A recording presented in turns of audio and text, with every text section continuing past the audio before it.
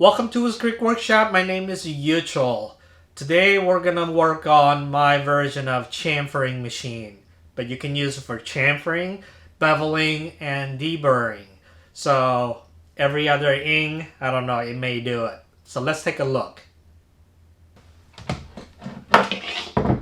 It uses a 2¼ horse wood router. Now I chose to use the fixed base that came with the router, but you can make your own clamp. We'll talk about that a little more at the end. It has a V-bed that can tilt 15 degrees that way. So all the way up, it gives you 45-degree chamfer, but tilted all the way 15 degrees gives you 60-degree bevel, or 30-degree, depending on what fence you use. I am using 1/2-inch high helix end mill from Niagara Cutters. It's 5 flute and it's working out well, so we'll talk more about that as well. And I am using the side of the end mill versus the tip, and the way this base design is, I can move the motor in and out so I can utilize different parts, different portion of the end mill. So when it gets dull, you move the motor and you expose the fresh unused portion of the end mill and you're good to go. I have a lot of routers from my old woodworking days, but they're all DeWalt and Porter cable, so I grabbed one of each and we'll take a look at the spindles. The way these routers work, they come with 2 different size collets. These are 1/2-inch, and they also come with 1/4-inch. For this project, we're going to use the 1/2-inch collets. You'll notice the DeWalt spindle is pretty small, 0.78 inches, whereas the Porter cable is 0.97 inches.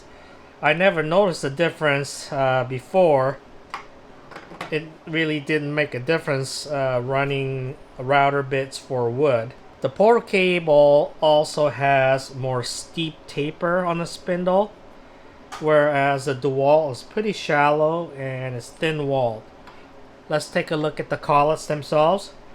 The DeWalt collet, like I said, taper is really shallow, and the collar is pretty thin. At the thin end, 30 thousandths. This is the Porter cable one. I removed the snap ring so I can take it apart and take a look. You notice the taper. It's hard to measure. I don't think we need to measure, but at the thickest point is about 1/4 inch. I think from sheer rigidity standpoint, Porter cable is the one we're going to use. Now they're both variable speed, so I can turn the RPM down. But they go down to maybe, this one is 8,000, I think. Yeah, 8,000 RPM. The Porter cable only goes down to 10,000 RPM. This is model 690, and DeWalt is DW618. They're both 2¼ horsepower. One of the concerns I had was the opening here, but there's a cooling fan that blows the air out of it, so that should help, but that's something that we want to pay attention to when we design the rest of the machine. Let's check out the run out on the taper. You can see the indicators making contact. Let's zero this out. That is a 1/2 thou indicator. Looks like it's got 1/2 thou run out. Wow, that's a lot better than I anticipated. This is a DeWalt. As you can see, it's making contact, zeroed out.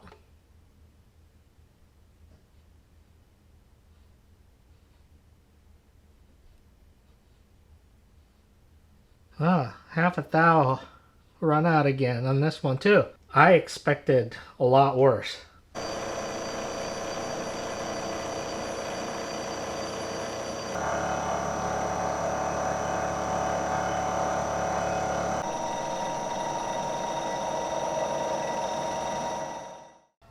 Let's quickly take a look at the hand sketch I drew up. This is the side view. This is the V-bed, and there is a 3/4 circle. I'm just going to call it a pivot that allows the bed to tilt in an angle so you can make it adjustable. And there will be a side plate that will have corresponding circle, half circle machined. Now the pivot will be 2 thicknesses, or 2 diameters, I should say. The outside being 3.25. The smaller diameter will be 2.5, and 2.5 is what is going to be resting on this cradle of the side. 3.5 will sit on the inside, and through the hole right there will be a screw, and we'll have to machine an arc right there so you can lock the bed in position. It should give you from 15 to 60 degree chamfer. We're going to start out with both sides all attached, and we're going to machine out a hole, and then when we're done we'll cut it.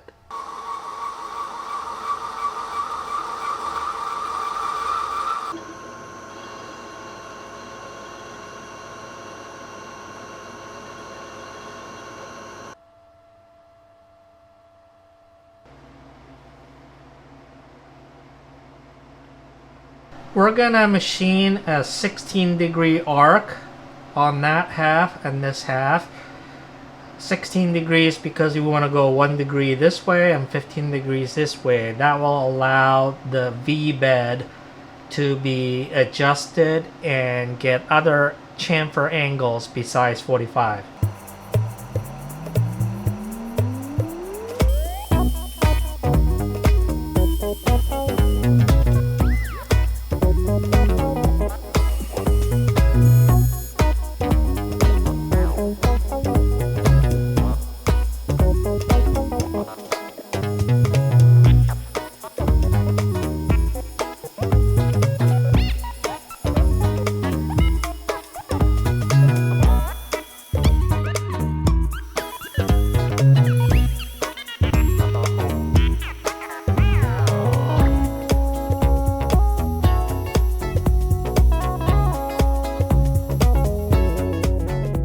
Let's work on the pivot.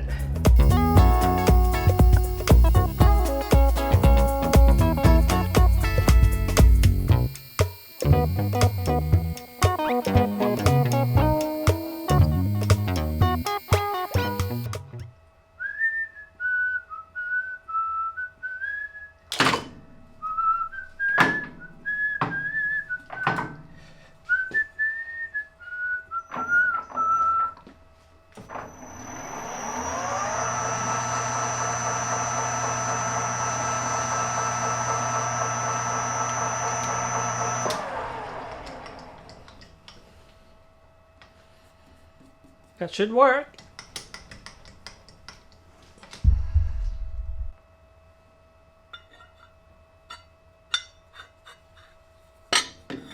It's a perfect fit. Make another one. Alright, we flipped the part around, and now we're going to clean up the rest of the surfaces.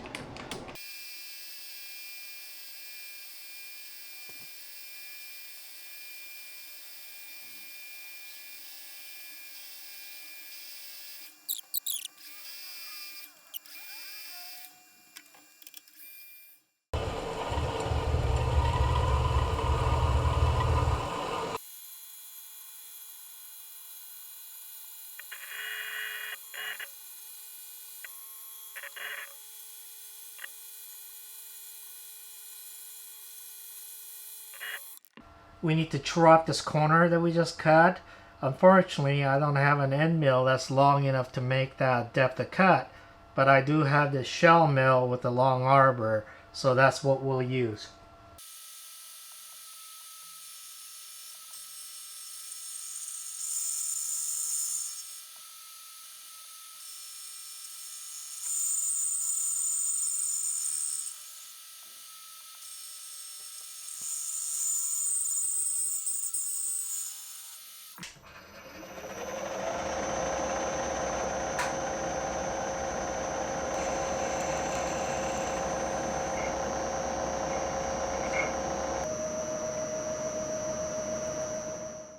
I cut it in half on the bandsaw, and we're going to clean it up and make it exact same height.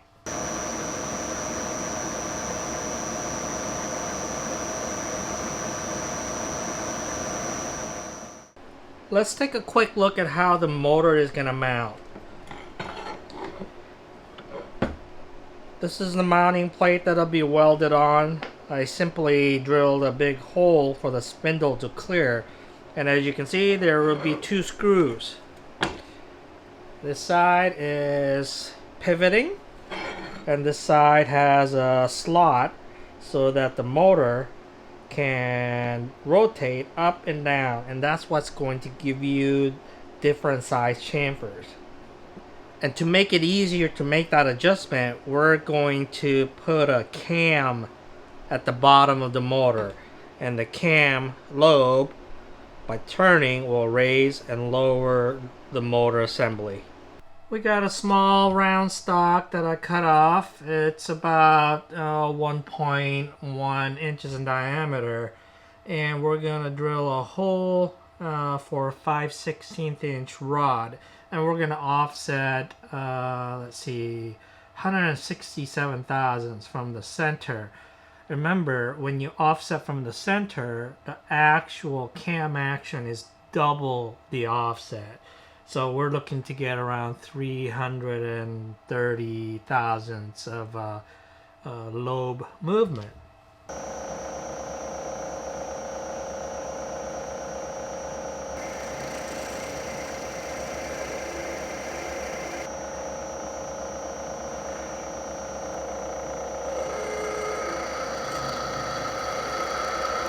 This is the front plate. We have to drill a matching hole because the adjustment knob is going to be at the front of the machine.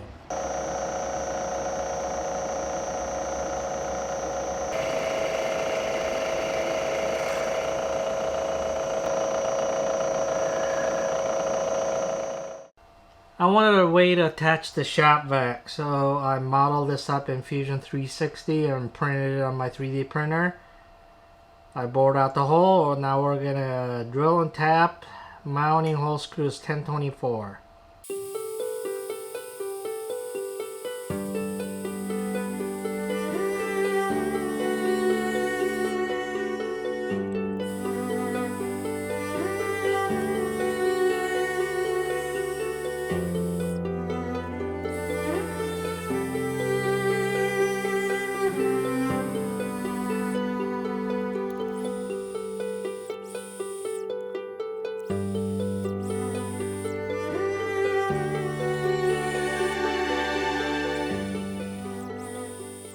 I got it mocked up on my granite surface plate, nice and flat, to ensure all the joints are even. Got it clamped, and I think we're ready to go weld it.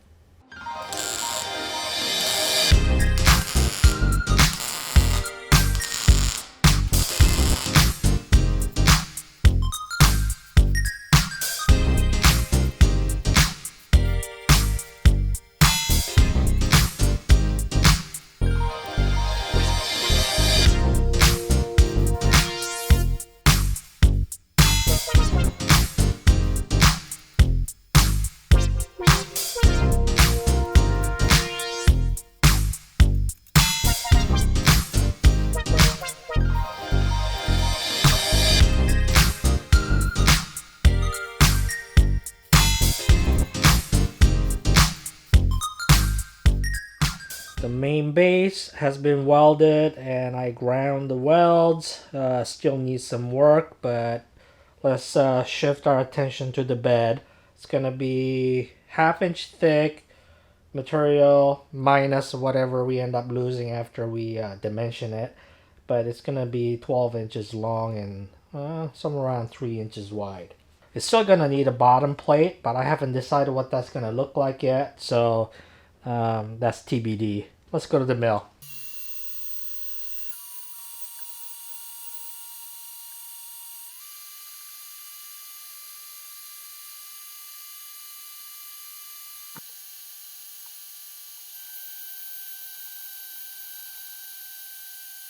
Alright, let's take a look at where we are so far. I have the pivots bolted on. just ignore my weld because I'm a horrible welder and even worse grinder. So here are the beds. I put a light chamfer on one end. That'll be the center. And we're going to have to figure out a way to mount that. And this is a temporary spacer. It's 1/2 inch by 1/2 inch. And that'll help us align things up because I did not fully bevel the edge. And you don't need to. And that will give about 1/8 of an inch space between the beds. Of course, the spacer will be removed. It's just temporary.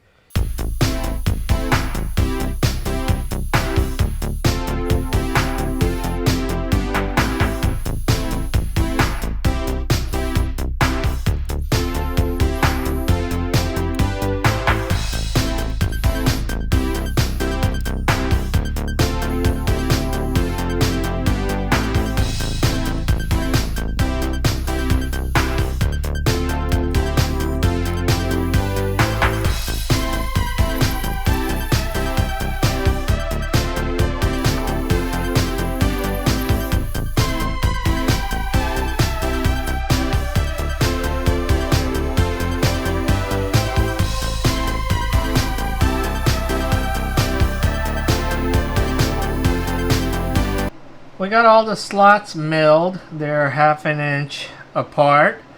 And of course that process raises a lot of burrs. Kind of ironic we're working on chamfering machine. Anyway, this is a solid carbide that's been ground in half. And the back has been ground with a relief. So basically it acts as a single flute cutter. You do that on my decal grinder, D-bit grinder. There's a restoration project videos. Please be sure to check out. We're going to take that and we're going to lightly chamfer the edges of the slots.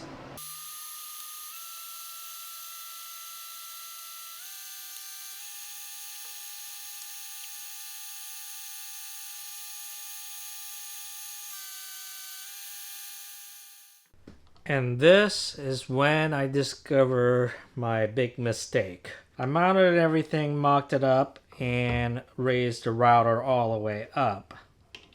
And just found the router bit is still not touching the bottom of these beds. So upon studying further, I discovered the following.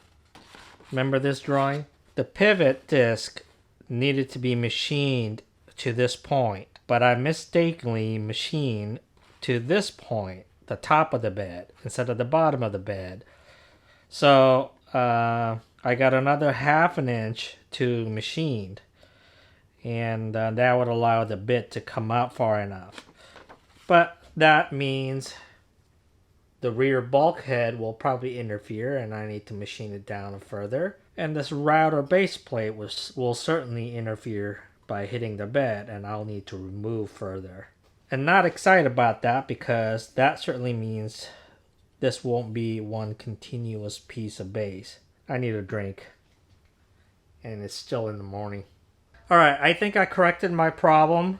I machined these pivot discs further 1/2 inch. I had to machine and smooth out the bulkhead a little bit to clear the bed, and had to remove a big chunk of this aluminum router base, but I think it's pretty strong enough still. It's loose right now, so I can swivel up and down like that. We're gonna have to machine a relief on the underside of the bed for the end mill to sit. I got all the slots deburred. I used file, a needle file, and Kratex abrasive rubber to ensure all the edges are broken down and smooth. I'm not particularly happy with the surface finish here from milling, but I kept telling myself, hey, it's just a chamfering tool. Who cares? Right? I mean, it's fine. It's perfectly fine. Nobody's gonna notice.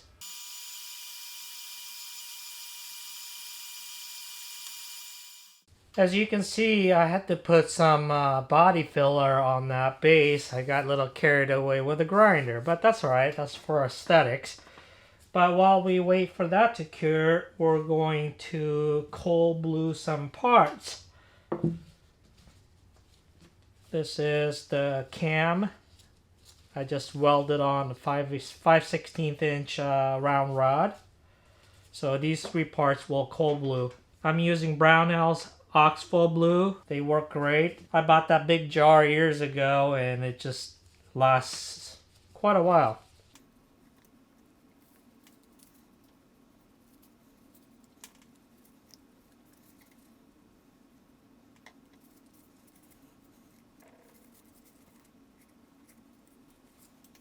The paint is still soft, but I'm impatient. As you can see, there's the cam action. I quickly made an aluminum knob off camera with a set screw, and it turns that cam.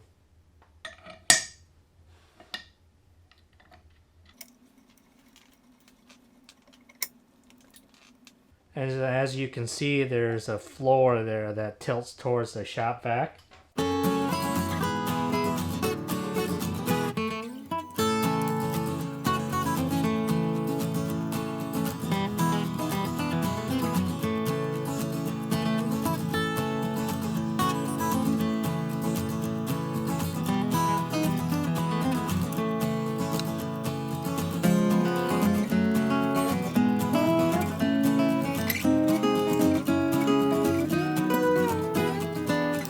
I will put some rubber feet at 4 corners.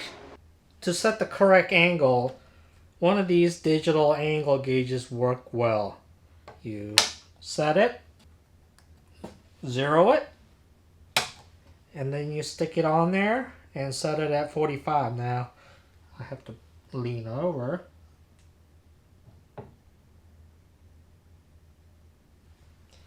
Like right there. And then you simply tighten the screws at each end.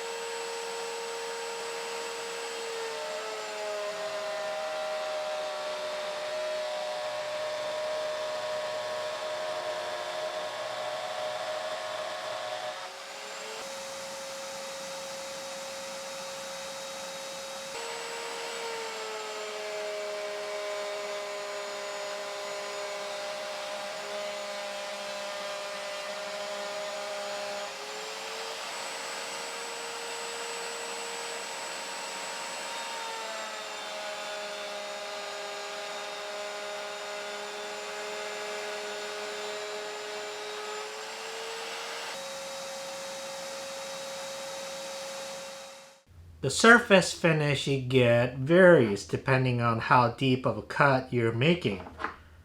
Here's a nice small chamfer that's about 1/16 of an inch. Surface finish is good. Here is about 400 thousandths of an inch and it's pretty wide, and I did make that in a single cut, and probably because of the run out on the spindle of the motor I showed you earlier, you don't get that good of a finish. But if you're making that big of a cut, you're most likely doing it in preparation for welding, where you got two pieces of metal and you're beveling to get the good deep penetration. You're not going to use the chamfering tool for anything precision or good surface finish. You do that on a milling machine. Nonetheless, the finish you get will depend on how good of bearings you have on your motor and the depth of cut you're making. For my purpose, where I don't have to hand file, I'll be making small cuts and the finish is perfectly acceptable to me. Now, there are a few things that I would do differently if I was to build a second version of it, or I can make incremental improvements. One is the chip collection. I do have a big opening here, so I can adjust the bed, but because of that, suction isn't as good as I would like. However, I see very little chips inside, so whatever remains inside, it gets sucked out the shop vac. I think a lot of what was, flying at me came from the top of the bed. Second thing I would do differently is the motor clamp. Remember, I chose to use what came with the router. If I did have a big enough stock of aluminum, I would make a more rigid clamshell out of it, and I think that will help with the surface finish you get as well. Now, I don't know how long this end mill will last in this application, but given that I'm using the side of the end mill and not the end, I'm pretty certain that it's gonna serve a lot longer. Remember, the weakest point on an end mill is the shoulder, that's at the end of the end mill.